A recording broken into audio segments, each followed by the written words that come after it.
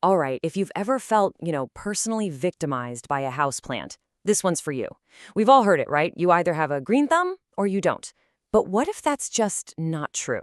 Today, we're going to find out how literally anyone can go from being a plant killer to a proud plant parent. And it's all about knowing a few simple secrets. So, let's dig in. Okay, be honest with me.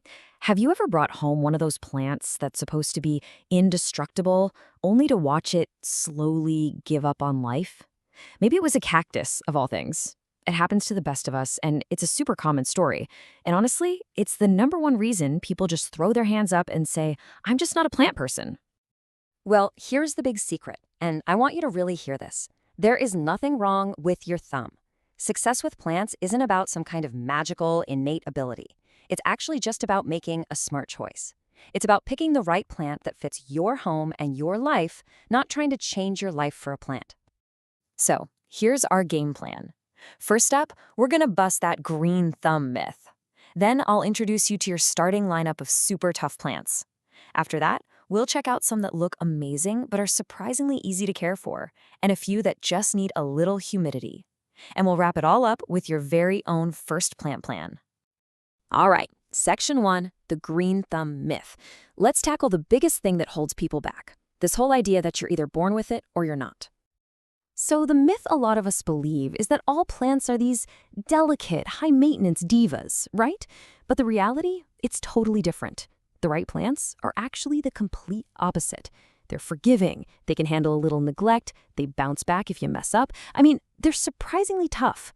Honestly, they're kind of built to survive us. Okay, section 2, your starting lineup. So where do you even begin? Well, you start with the confidence builders. Let's meet 3 plants that are just famously, wonderfully, almost ridiculously easy to take care of. And here they are, the pothos, the spider plant, and the ZZ plant. Seriously, if you want a guaranteed win for your first plant, just pick one of these. There's a reason they're the absolute MVPs of the beginner plant world. So what's their secret? Why are they so easy? It really just comes down to what they need, or rather what they don't need. Your pothos, it's cool with pretty much any light situation. The spider plant just wants some bright indirect light, and the Z plant, it's so drought tolerant it pretty much thrives when you forget about it. These guys aren't just easy, they're literally built for a learning curve. All right, section 3, impressive looks, easy care. So once you've got a win under your belt and your confidence is up, maybe you're ready for something with a little more flair. Let's look at some plants that give you that big wow factor, but without all the drama. First on the list is the Instagram celebrity itself, the Monstera, also known as the Swiss cheese plant. I mean, it looks so intricate and fussy, doesn't it? But that's the trick. It's actually super forgiving. Give it some regular water, a bit of humidity, and it's basically a happy camper. Next up, we've got the rubber plant. Those big, dark, glossy leaves just look so sophisticated. But its care routine? So simple. It likes its soil to be kind of evenly moist, enjoys some humidity, and here's the main thing. It really doesn't like drafts. Keep it out of a draft and you're golden. That's pretty much it. And there are even more options. Philodendrons, incredibly easy and they adapt to almost anything. Arrowhead vines can tolerate a whole range of conditions. And the classic peace lily, it's so forgiving. It literally tells you when it's thirsty by getting all droopy. Plus, it needs barely any fertilizer. It's a great communicator. Okay, section 4, the humidity lovers. Now, some plants have a reputation for being tricky, but a lot of the time, they're just asking for one specific thing. If you can get that one thing right, it's like you've unlocked a secret level of plant parenthood. So what's the trick? 2 words, high humidity. That's the secret.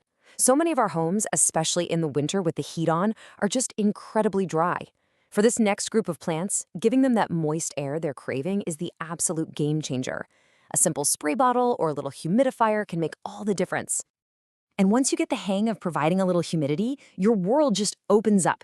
Suddenly you can grow things like the amazing prayer plant, the one that folds up its leaves at night, or the super colorful Chinese evergreens, the cool-looking nerve plants, even all the different kinds of peperomia. They just come alive when you give them that little bit of moisture in the air. Okay, section 5, your first plant plan. We've met the contenders, now it's time to make a plan. This is your simple, actionable guide to bringing home that first plant and, more importantly, keeping it happy.